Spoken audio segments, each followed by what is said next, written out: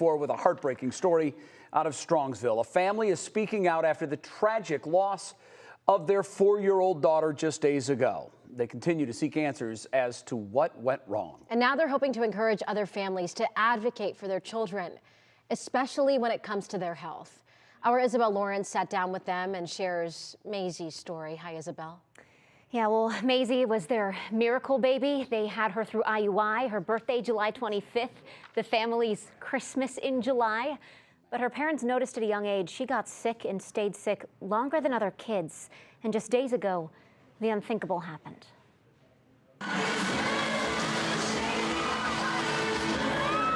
From the blonde hair to the stage presence. Hi. 4-year-old Maisie Schmidt could give her favorite singer, Taylor Swift, and her Eras tour a run for her money. She was watching it daily and would just say that she's going to be like her one day, so kind of gets to be. This was never how her family thought Maisie would have her moment of fame. This is so hard to believe that someone is taken so fast. Last week, Maisie came down with cold symptoms. Her family took her to urgent care, and when she didn't get better, to the ER. She was transferred to Rainbow Babies and Children's, where she was intubated and ultimately put on ECMO. We were hoping for the best. We continued saying, okay, she's going to get better, she's going to get better. Maisie passed away on Tuesday.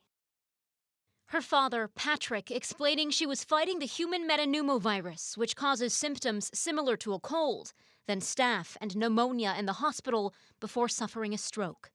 But Patrick says Maisie's health issues started long before this week. When she got sick, she got sick. It wasn't normal for her. Every time they would just send us home and say, there's nothing wrong with her. But of course, me and Mom, we thought differently. I have so many notes in my phone trying to figure it out, and we never did figure it out.